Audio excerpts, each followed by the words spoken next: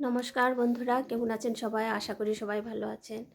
আর আজ আমরা এসেছি মা ভৈরবীর মন্দির দর্শন করতে। মা ভৈরবী মানে হলো মা দুর্গার এক রূপ। আর একদিন আগে যে আমি ভিডিওটি দিয়েছিলাম, সেখানে দিয়েছিলাম মহাভৈরব, তার মানে ভোলানাথের মন্দির। এই মন্দিরে এসে প্রথম আমরা গেট দিয়ে ঢুকি, সিঁড়ি দিয়ে উঠতে শুরু করলাম। আর তার ডান পাশেই ছিল দোকান, সেখান থেকে আমরা পূজার সামগ্রী কিনে নিয়ে যেতে পারি। আর এদিকে ছিল অনেক ধ্বংস বেশ পুরানো দিনের মন্দির।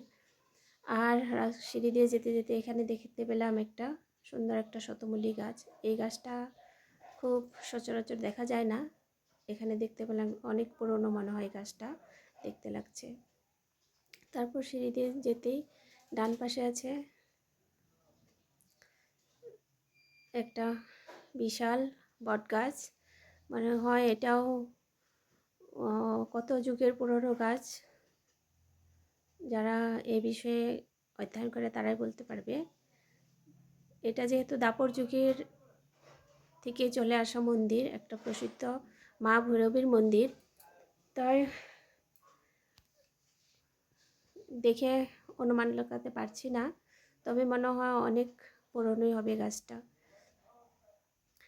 এখন ডিসেম্বর মাস, তবুও গাছগুলো যে এত সুন্দর সবুজ হয়ে আছে, তার জন্য দেখতে খুবই ভালো লাগছে। তারপর আমরা সিঁড়ি দিয়ে চলে আসলাম। আমার ছেলে বহুত আগেই উপরে চলে উঠে এসেছে। আর এদিকে ডান পাশে আছে একটি শিবলিঙ্গ, সেখানেও মানুষের পূজা অর্চনা করে। তারপর ভিতরে ঢুকেই, মেন গেটতে ঢুকেই পেয়ে গেলাম মায়ের আসন। আজ আমরা আসতে একটু লেট করে ফেলেছি, তাই মন্দির বন্ধ ছিল।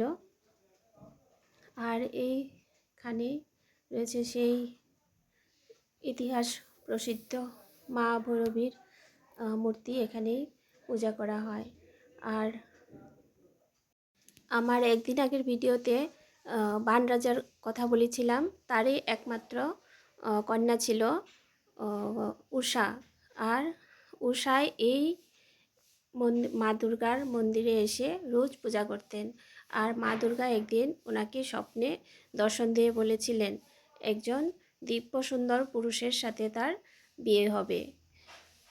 আর সত্যি সত্যি সেই দিব্য পুরুষ ছিল আমাদের দাপর যুগের শ্রীকৃষ্ণ ভগবান, তারই নাতি।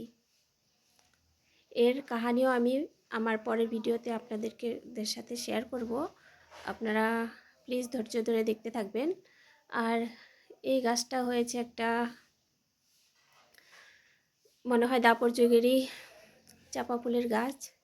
আর এদিকে দর্শন প্রণাম সেরে আমরা এদিকে ভক্তরা মনে হয় ভোগ লাগিয়েছিল, তাই আমরা ভোগের প্রসাদটা খেতে পারলাম, তার জন্য আমরা অশেষ ধন্য। এখানে ছিল খিচুড়ি প্রসাদ ভোগে। আর যারা ভক্তপ্রাণ ভক্ত, তারা এসে এখানে ভোগের জন্য প্রসাদ নিয়ে আসে।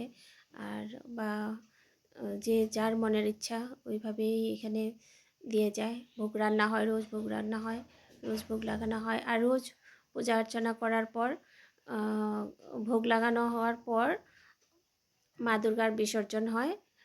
এভাবেই পূজা অর্চনা এভাবে এখানে চলতে থাকে। প্রতি বছর দুর্গাপূজার সময় বলি প্রথাও আছে।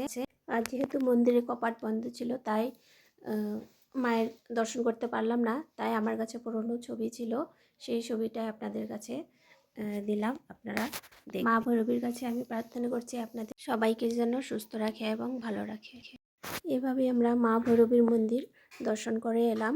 আপনাদের যদি আমার এই ভিডিও ভালো লেগে থাকে, তবে অবশ্যই লাইক কমেন্ট করে জানাবেন এবং একটি সাবস্ক্রাইব অবশ্যই করবেন। ভিডিওটি ধৈর্য ধরে দেখার জন্য অসংখ্য ধন্যবাদ।